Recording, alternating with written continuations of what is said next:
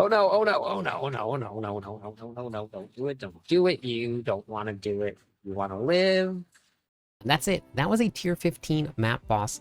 Really easy, nice and fast. Everything dies so quickly with this monk build. If you've been following the leveling guide, it is actually a very quick switch. We didn't really do much differently in terms of skills and in terms of the passive tree. There were a couple key changes I made that made it much easier to survive in maps, because there were some things that I found out that were just out of our control unless you took very specific nodes. We'll cover all of those and why I took those nodes when we get into the passive itself. We made a bunch of changes to gear. Before we hop into all of the gear, all the skills, and all of it, I'm going to show you a run. It's a full map 15 run of the boss kill that you just saw. You'll get to see how the monk plays, a little bit of how I positioned myself, and then what the skills were, and then what it looked like for mana management, because sometimes that can be a little bit of an issue if you're not paying attention. So here's the run, check it out, and then we'll hop into the gear itself.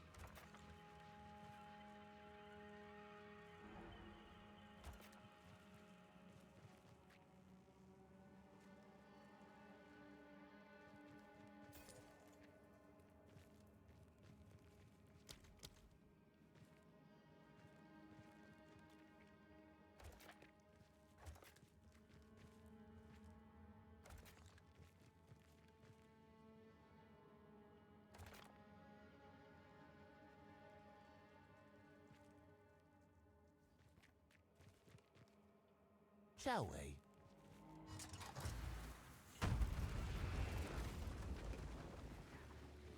Shoot!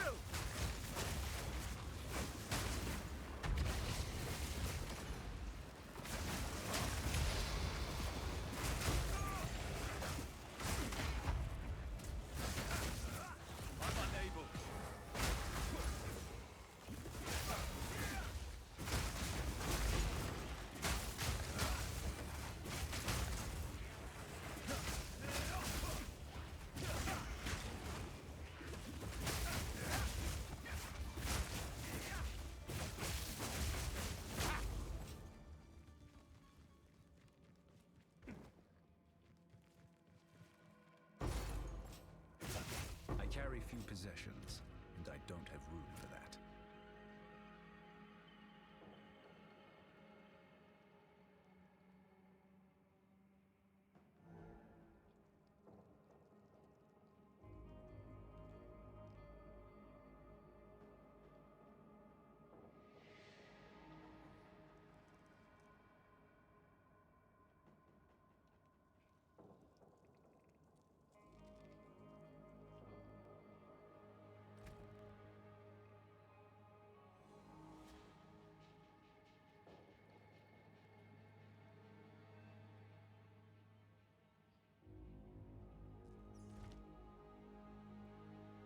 That's the run. The monk itself makes it look easy. Right now, the monk is so strong. If you're looking for a strong melee class, you absolutely can throw this on, and it is going to fulfill that need. It's fast, it's fun, it's mobile.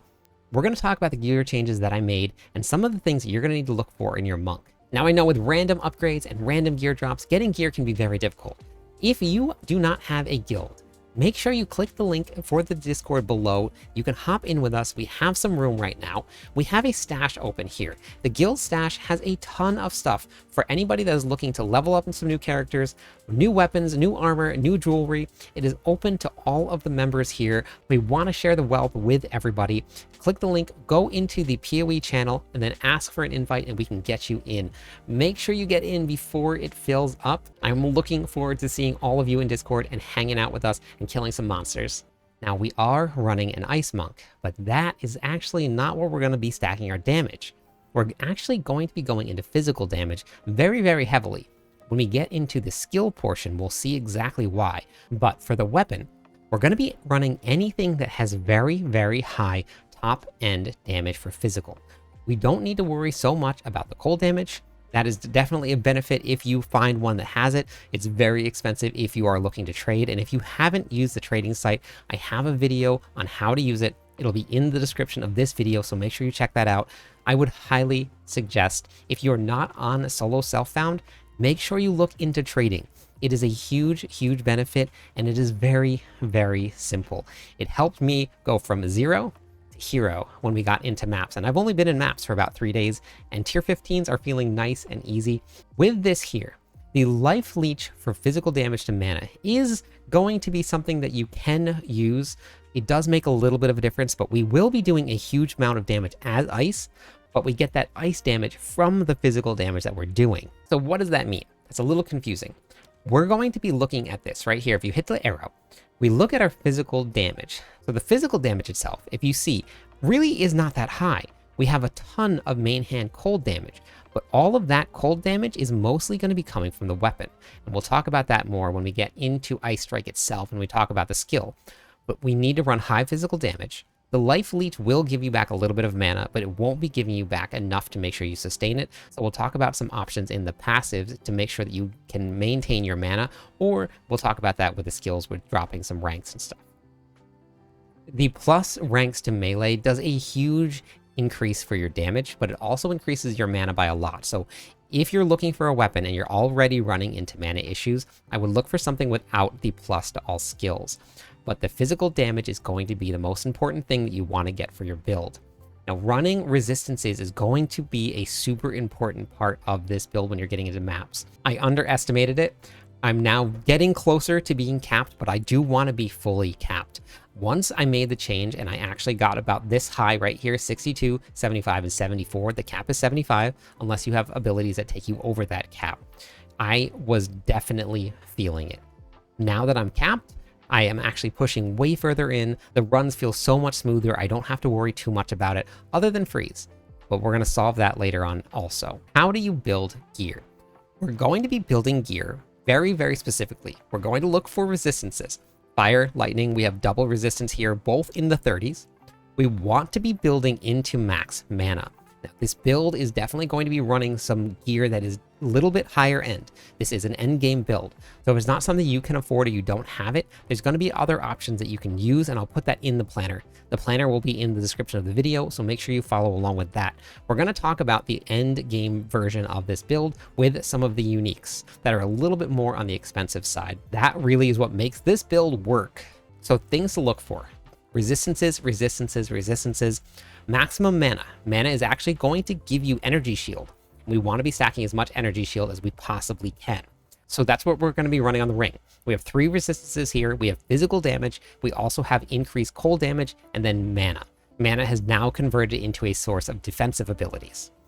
For the helmet, we're running something with energy shield because that's really what we're going to be worried about. We get all of the evasion we possibly could need from the chest piece. So we don't have to worry too much about having evasion everywhere. If you find a great piece of gear with high energy shield and evasion on it, evasion doesn't hurt, but you want to maintain at least 50% or more of evasion.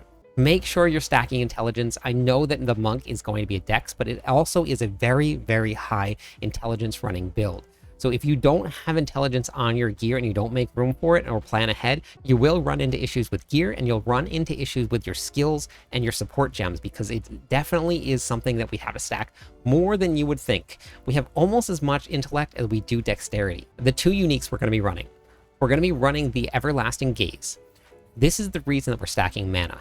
We're going to take 26% of your maximum mana. That's going to be converted into energy shield. This also gives us a ton of mana regeneration. This is something that's really important because you can run out of mana like crazy if you get to the higher tiers of your skills. The other unique, I'm not going to even try and pronounce it. It's this ring right here. If you wanted to go through and try and find one for yourself, that's the ring you're going to be using. The reason that we're running this, we're getting our max mana, we're getting cold damage, we're getting cold resistance. We're also running this because enemies chilled by your hits can be shattered as though they were frozen. That means you don't have to freeze them in order to shatter them. You can chill them and then shatter them. That shatter is going to play into one of our stronger abilities later on. So we'll talk about that when we get there. For the boots, I highly, highly, highly suggest get some movement speed. It is really going to be very important. If you're a melee class, you are right in the thick of it. You have to be able to move faster. It is probably one of the strongest defensive abilities that you can get for yourself. If you can move out of stuff that's underneath your feet, you can stay alive. We went triple resistance here with maximum mana and energy shield, so we can stack that energy shield up. For the belt, we were doing almost the same thing. We don't need the max life, so I actually have to replace my belt. My gear is almost where I want it to be. You're going to be running a 1 life build, so you don't have to run any max life whatsoever. You want to be running energy shield, max mana, and then if you could get a triple resistances here, this is where I'm missing my fire resistance and I'd be capped out here. Or the chest piece, this is where we're getting all of our evasion from. We're running 1100 evasion here. The evasion and the energy shield is actually giving us spirit. So this is a very important chess piece to run. This was one of the switches that we did coming out of the leveling guide. Also, we got rid of the old unique chess piece that we were running and we swapped to this right here. Evasion, max energy shield, and then increase to evasion and energy shield are going to be very important. We can sacrifice the maximum life, but the dexterity and the intelligence are going to be great, but you can get resistances here too. So that will also help you get capped out. So there's a lot of room right here for me to cap out on my resistances. We just have to replace some of the chess pieces. So those are the choices that I made for my gear. We're going to look at the skills now. I am actually running very minimal skills for this build. There is an option that I'll talk to you about adding on for this build that you can use to curse some bosses, but I haven't added it into my rotation yet. I'll have it in the planner so you can take that as an option if you wanted to try and run it, because it is very beneficial, but so far I haven't ran into a spot where I really needed to use it yet. But for these skills, remember, like I said, you can use this arrow here to pull everything out and you can see all of the benefits that you get from this skill. We're going to be running Ice Strike. What Ice Strike does is it performs 3 attacks. It's a combination. You're going to attack once, twice, and then do a big sweeping attack that hits multiple targets and then freezes, and it does a lot more damage. If you hit the Alt key, you can actually look at the 3rd strike right here. You gain 606% increase to damage, 50% less attack speed. So it is very, very slow, but it hits really hard. What happens, this is Ice Strike no matter what, not just your 3rd attack. This is why we're stacking physical damage. It converts 80% of your physical damage to cold damage. So normally we would actually be running very high physical damage, but that's why we're only seeing 700 damage for physical and so much damage for cold. All of that physical damage that we've added on is now getting added as cold damage instead. It adds +7 to melee strike range, which means that it's going to hit even further. As my character gets more developed and I get more gear and I'm able to do 5 links without being corrupted, then you can add in even more attack speed. Now, if we go back to this here and you look at it, we're doing 4 attacks per second. It's very fast, and it also jumps from one target to another in the middle of the very beginning of the attacks. It's very, very handy. This basically can be used through an entire dungeon. If you rewatch that run that I showed at the very beginning of the video, this is basically what I use almost 90% of the time. I just use this, nothing else. We keep Charge Staff up, which we're going to get into in just a second, and then we just used Ice Strike. Inside of this, we're going to be running Martial Tempo. This is going to give you 25% more attack speed. We're going to be running Cold Infusion. Supported attacks are going to gain 25% damage as extra cold. They're going to do less lightning and fire damage. That's okay, because we're still going to do a ton of damage. It still adds to it, it just does 50% less. We're going to be running Primal Armament. Supported skills deal 25% more weapon damage as elemental. And then we're going to be running Concentrated Effect. Supported skills deal 40% more area damage, and supported skills have 50% less area of effect. This was actually a huge increase to my damage when I finally got this 4 link together. If you look right here, we're at 50, almost 52,000 damage. I take this out, we go down to 37, but it only is that big when I have all of the rest of them working. So when you're going in, I'm putting these in the order that you should be putting them in. So make sure you follow along in that order as you get more links. I tested out each one individually to see which one gave me the most damage as I went through the game. The next thing we're going to be running is we're going to be running Tempest Spells. We're actually going to be running 2. Now, how you do this, you can actually create the exact replicas of your skill gems by removing them. You can't actually keep them in and then create separate ones. You can do this as many times as you want. If you see a lot of mine are corrupted, you can use your Veil to try and get 4 links by corrupting already 3 socketed skill gems. This is why you are able to create more skill gems than 1. But with the Tempest Bell, if you put 2 in, you can actually assign them to 2 different skill slots as long as you drag one down and then you drag the other one down to the other spot. So this way it shows that you have 2 different Tempest Bells running. You can put different support gems in them in order for you to take advantage of 2 different ones. You don't get all of the benefits from the support gems by just using 1 bell. They are specific to the bell that comes out. If you don't want to do this in the planner, it's going to have that other option that I was talking about. The other option that I was talking about is going to be Hand of Chiula. This is going to be a way you can curse bosses and enemies. That's going to be the option if you don't want to run the 2 Tempest Bells. What the Tempest Bells do, Tempest Bell, you're going to drop a gigantic bell onto the ground. It's going to do damage when it hits the enemy itself. Then you actually are going to attack the bell. When you attack it, it's going to send out shockwaves. Those shockwaves are going to take all of the elemental damage that you do, which mostly is going to be lightning and ice, and then that is going to echo out to all of the enemies that the shockwaves hit. If you drop it in the middle of a bunch of monsters and you start attacking the bell, all of the monsters are going to get frozen because you're going to be dealing frost damage to freeze them. Everything freezes and then shatters right away. They get chilled, lightning, shocked, and frozen all at one time when you drop this bell. Now, if you watch the run, I don't actually use it all too often, mostly just for elites, because you get a lot of benefits for it. For the first bell, we're going to be running Soul Theft. You're going to leech 5% physical attack damage from supported skills as mana. So this is going to take 5% of whatever you do as damage to mana. We're also going to be taking Overabundance. Supported skills have +1 to limit. Supported skills have 50% less skill duration effect. For the second bell, we're going to be running Font of Mana. Basically, your bell becomes a fountain. While that is out, it's going to give you 40% increased mana generation to you and your allies. We're also going to be running Heft. Supported skills have 30% more maximum physical damage. Then we're going to be running Font of Rage.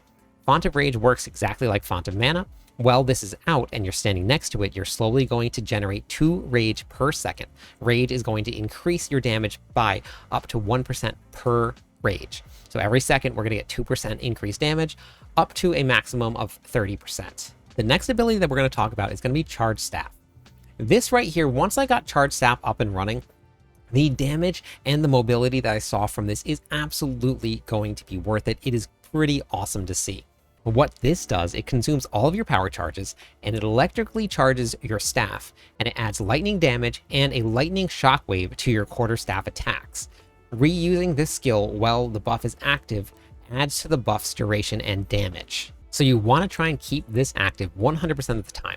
It can stay active for up to 30 seconds right now with the way that this build is running, which is a very long time. Now, the power charges that we're going to be gaining, we'll talk about how you're going to be gaining those. But we're actually going to be gaining those from our next ability, which we'll talk about that after we go over the support gems. For the support gems for Charge Staff, we're going to be running Perpetual Charge.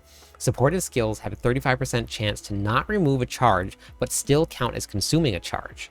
Conduction, supported skills have 10% more chance to shock. Lightning Exposure, this is going to reduce the enemy's lightning resistance by 20%. And then we're going to be running Overcharge. 75% increased magnitude of shocks inflicted by supported skills. The supported skills have a 50% less shock duration. We're going to be attacking so fast that that duration reduction isn't really going to matter too much. The next skill we're going to be taking is going to be Combat Frenzy. What this is going to do, while active, grants you a frenzy charge. Now, we don't actually need frenzy charges. So why are we taking this? There is a skill in the passive tree that when we get to it, we'll talk about why Combat Frenzy is so important to this build. It makes the gameplay style so much smoother and so much faster, and it allows you to have Charge Staff up 100% of the time. We're going to be converting those frenzy charges into power charges. But we'll talk about that when we get to the passive skills. We're going to be running Profusion inside of this. Supported skills have a 50% chance to grant additional charges. Next up, we're going to be running Herald of Ice. This ability is so strong. While active, shattering an enemy with an attack will cause an icy explosion that deals attack damage to the surrounding enemies. The attack damage that it deals, if you look at it, is 229%. It does an explosion in a 1.8 meter radius. 100% of the explosion physical damage is converted to cold damage. Now that's going to be modified through all of our cold damage here.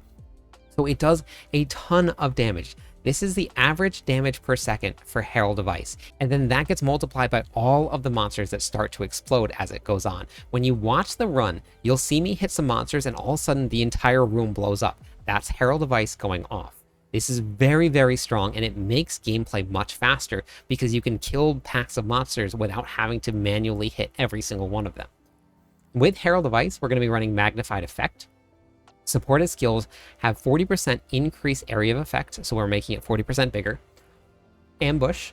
Supported skills have 100% more critical hit chance against enemies that are at full life. Now, if we go and we hit one monster and it shatters and then hits all of the other ones, it is doubling the critical hit chance against all of those monsters and doing even more damage. Then we're going to be running Long Shot.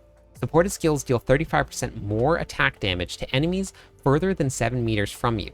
The further out they are, the more damage it does, and the more it's going to have critical strike chance. This thing really melts monsters. The next thing we're going to be running is Grim Feast. Because we're stacking all of our energy shield as our only source of life, we're going to be running Grim Feast to overfill and recharge our energy shield. When you kill monsters, there's a chance that they drop this little tiny white glowing thing. If you run over that and you collect it, if you're at maximum energy shield, it overfills by double your energy shield. So currently, right now, I'm running 3,300. I want it to be a little bit higher, but what that means is that I can go up to 6,600. So it will double the amount of energy shield that I have as long as I'm not taking damage. If I take some damage, it'll go back down, but if I run over it while I've taken damage, it will actually help refill my energy shield. So it's a great way to stay alive and then to add a little bit of a buffer between you dying and not. For the Grim Feast, we're going to be running Clarity. 30% increased mana regeneration rate while the supported skill is active. For Clarity, and you have to be careful here when you're putting this in, depending on where your gear is at and how much spirit you have. You actually have to have 10 spirit in order to equip this. So if you put this in and you don't have that 10 spirit, the entire thing will not be active. Just to make sure, to activate any of these skills at the bottom here, you just right click and then right click again. Those will be active when they have the little spinning thing there. And this means they are active 100% of the time as long as you have enough spirit. All of these skills down at the bottom require spirit, and some of the support gems require spirit as well. So we'll talk about how to get spirit when we get into the passive tree, but you actually don't need any spirit on any of your gear, and you'll have enough spirit to make it. The next ability we're going to be running is Ghost Dance. Every 3.3 seconds, you're going to gain a Ghost Shroud. What that means is that it's going to be consumed when you get hit. What this does, periodically gains Ghost Shrouds. If you are hit while you have a Ghost Shroud active, it is immediately consumed to recover energy shield based on your evasion. We have a ton of evasion, so that means that when we get hit, it's going to consume one of the Ghost Shrouds. If you look at my character here, all those little swirly things around me that look like smoke, those are the ghosts from the Ghost Shroud. That is going to be consumed and is going to give us more energy shield back, so this way we don't die quite as quickly. Inside of that, we're going to be running Fast Forward. Supported skills have a 30% less skill effect duration. We're going to reduce the time that our Ghost Shrouds come up. Finally, we're going to be running Wind Dancer. Grants a buff that gives you more evasion per stage. Being hit by a melee attack while you have this buff consumes all stages of the damage and knocks back the enemies. So if you get caught in a pinch and you have full stacks of this, it's going to knock back the enemies. So this way you have a second to breathe and get yourself back to safety. 3 maximum stages, you gain a stack every 1.2 seconds, 20% more evasion rating per stage. So every single time that you gain a stage, you gain more evasion rating. So this will be a huge source of survivability for you. If you're shattering enemies, the enemies won't be doing any physical damage to you. You may get hit by some elemental spells, but the physical damage will still be there, so your evade will still be up. That is all of the skills. Let's take a look at the passive tree.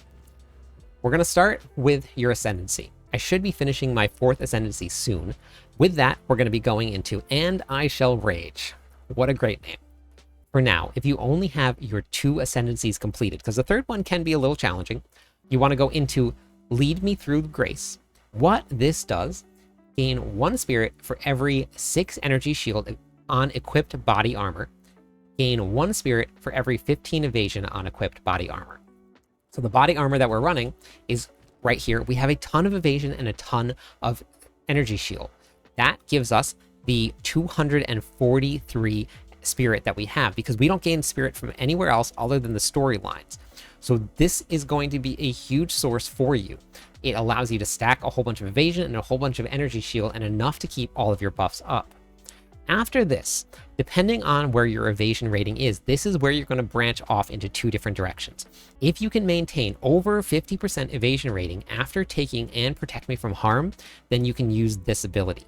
But you still want to maintain 50% no matter what. Physical damage reduction from armor is based on your combined armor and evasion rating, but you're going to have 40% less evasion rating. That's why we want to stack a ton of it on a chest piece, and if you want to get it on any other pieces of gear, you can do that too. This is going to take your physical damage that you would have been getting from your armor, which we're not going to be running any, and it now takes that from your evasion rating. If you don't have enough evasion rating that you can afford to lose 40%, then you want to go down to I Am the Blizzard. You're going to gain 10% of your damage as extra cold damage on freezing enemies. Create a chilled ground. It's going to slow enemies and chill them as they walk over it. So those are going to be your options for your ascendancy skills. When we're going through here, now this is an end game build, so I'm assuming that you are all in maps right now. So we're going to cover the first part of the tree first. We're going to build straight out. So you want to take all of these abilities here first and then up to the left side.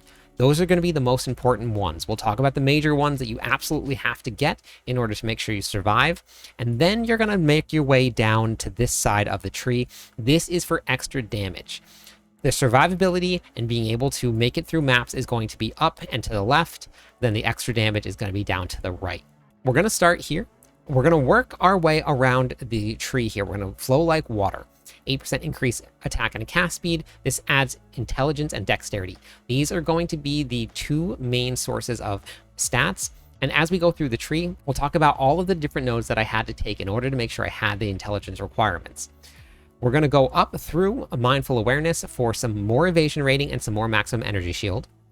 We're going to take Essence of the Mountain. You're going to gain 5% extra damage as cold, and then you're going to increase the freeze buildup. You want to be freezing as much as you can so you start shattering. Then we're going to come around and we're going to take Essence of the Storm. You're going to gain 5% extra damage as lightning. And you're also going to take 5% increased damages. And you're also going to gain 30% increased chance of shock. Then we're going to swing all the way up through the middle here, crashing waves. 30% increased damage if you've dealt a critical hit chance in the past 8 seconds. We're going to start stacking critical hit chance throughout the passive tree, so we should be critting at least once within that 8 seconds. Now, if you see here, I took intelligence over dexterity. You can take either intelligence or dexterity. This will change based on your gear and then your skill level. Depending on your level of skills and depending on your gear, you're going to need either more intelligence or more dexterity. So we play it by ear. I can't tell you exactly which ones to take because your gear will be different than the one that I have. We're going to go up into Moment of Truth, 25% increased critical strike damage bonus if you've dealt non-critical hit recently, 20% increased critical strike chance. So we're stacking more critical strike chance here. We're also going to be coming out here into Echoing Thunder, 30% increase elemental damage if you've shocked recently. That means that if we shocked recently, and we're going to get that from Charge Staff, you're going to get 30% increased elemental damage. That's going to affect your cold damage. This is going to be a really great modifier for your cold. We're going to be coming into Killer Instinct, 30% increase attack damage when at full life. We're going to be running 1 life, so we should be full all the time, or we're dead. This is going to be one of the more important skills, and this is why we're taking Combat Frenzy. If you read what Resonance does, gain power charges instead of frenzy charges. We're going to be gaining frenzy charges from Combat Frenzy. You're going to gain this every single time that you freeze or electrocute an enemy. We're going to be freezing and electrocuting enemies. That means that every 2.33 seconds, we're going to be gaining charges. We can gain 2 charges per attack. Those frenzy charges will be converted to power charges because of frenzy charge. That will allow us to take advantage of Charge Staff so that we can get our power charges for Charge Staff and keep this up 100% of the time. We're going to be going into True Strike, 10 dexterity, 20% increased critical hit chance. We're going to go into For the Jugular, 30% increased critical strike damage bonus, and then some intelligence, which is great. Deadly Force, 30% increased damage if you've dealt a critical hit in the past 8 seconds, 12% increased critical hit chance. This one right here, Eternal Youth, this is part of the reason that I have a blue health globe, which looks really cool.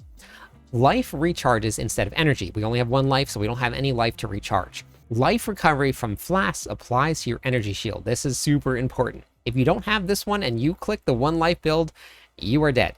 And the reason is every single time that you use your life flask, it now restores your energy shield instead of your life. So that's very, very important for this build. We're going to be running Spectral Ward, +1 to maximum energy shield per 12 evasion rating on equipped body armor. So if you really want to, and you want to get some really expensive gear, if you have the means to do it, all of the evasion and energy shield that you can get on your gear will improve your maximum energy shield, and you can get some pretty high evasion on your gear. So if you have been using the trade site, look for some really good gear for yourself. Get as much evasion and energy shields as you can. I haven't been able to get that yet. I'm still working on saving up. So my gear right now is just running energy shield. We're going to go into Icebreaker. Gain 100% of a maximum energy shield as additional freeze threshold. This was so important. This was game changing. I was running through maps and I was constantly dying, like more so than I would have liked to, because my character was actually very strong. We felt perfectly fine, but as soon as it got frozen, and it was literally 1 tap from something that could freeze, we were dead. It was instant. You get frozen, you died. So this was my solution. I tried using a charm. The charm did nothing. Now that we are running Icebreaker, I don't get frozen anymore. Once in a blue moon, I get frozen, but it takes a little while and I can see it coming. So if I know it's coming, I can get myself to a spot where I can get out of the freeze and still survive. Take Icebreaker. I know it's a loss in damage from putting the points somewhere else, but it is worth the survivability. We're going to be going into Careful Assassin, 20% reduced critical strike damage bonus, but you're going to gain 50% increased critical hit chance. So that is going to be huge. It's worth the loss in the critical strike damage. We're going to be going into Thin Ice. 20% increased freeze buildup, 50% increased damage with hits against frozen enemies. When you freeze a boss, and you saw in the very beginning, as soon as that boss got frozen, the amount of damage that you did went through the roof. We're also going to be going into Heavy Frost. 20% more increased freeze buildup. Hits are going to ignore non-negative elemental resistances of frozen enemies. So it's going to ignore all of the resistances that the enemies are going to have when you freeze them. Then we're going to be taking Chaos Inoculation. This is why we're running a 1 life build. Poison damage actually affects your life, even if you have energy shield up. If you take this right here, poison and bleed are actually chaos damage, so you will be immune to poison and to bleed. If we didn't take this here, and we were running an energy shield build with Eternal Youth, and we only had a little bit of life, our poison would eat through the life. We wouldn't have any way to heal ourselves, and you would just die. So making yourself immune to chaos damage is actually really, really beneficial and a great option for this build. We're going to be coming down into our damage side. We're going to be running Overflowing Power. We're going to gain +2 to maximum power charges. This is going to increase the damage and the duration of Charged Staff. We're going to be running Whirling Assault. 8% increased attack speed with quarterstaffs. Knocks back enemies if you get a critical hit with a staff. So this tree actually has a ton of attack speed in it, which is really, really great. Attack speed is an amazing source of damage, and also survivability because you're attacking faster, you're freezing things faster. This is going to be an awesome tree to go into. Martial Artistry, 25% increased accuracy rating, 25% increased critical strike damage bonus, and a massive 25 dexterity. Next is One with the Storm. Quarterstaffs that consume power charges count as consuming additional power charges. Then we're going to come down into Bestial Skin. 100% increased evasion rating from equipped body armor. So we get a ton of evasion rating all the way through this whole entire thing, which is amazing because it gives us energy shield, evasion, and spirit. Then we're going to be going into proficiency because this is a big, big source of dexterity again. All the way down into Falcon Technique. 1% increased attack speed per 15 dexterity. That's a big one. So we're going to get a lot of attack speed from this, the more dexterity that we're able to start stacking. That's why it's important to put it onto gear if you have the option to do it. Then we're going to be coming down into Reaching Strikes.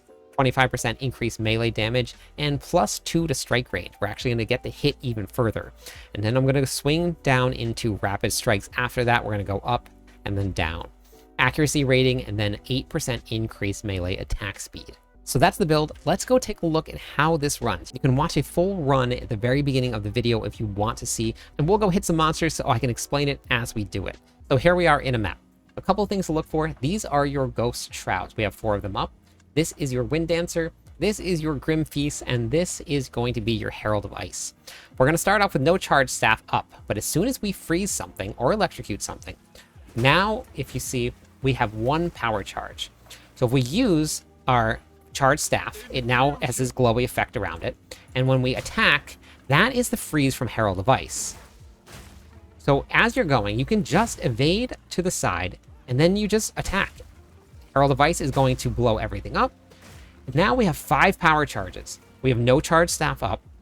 When we use Charged Staff, we now have 5 stacks of Charged Staff, and it hits even harder. So you just go through and that's your rotation. You build up your 5 stacks of your power charge, and then you build it up. You're going to drop your bell, and then you attack your bell. You can drop the other bell, but you have to, in order to get the bell up, you actually have to have a 4-stack combination. So you have to hit 4 times, and you can see that on the bell itself. So we attack once, there's only 1 on the bell. We attack twice, now there's 2. Attack a 3rd time, 3, and now when we attack our 4th time, we can summon the bell. So we can summon 1 and you can summon 2. Now you can attack both of them as you go. That you get the benefit from all of the support gems for both of those bells when they're down. Not when one of them is down, you don't get benefit from both of them. But that's it. That is the entire playlist, and that's how you run through the build itself. It's super fun. Let me know in the comments what you guys think of the build. I'm super excited for you guys to try this out. I'm live every night. Stop by, say hi, theory craft with me. Catch you on the clip side.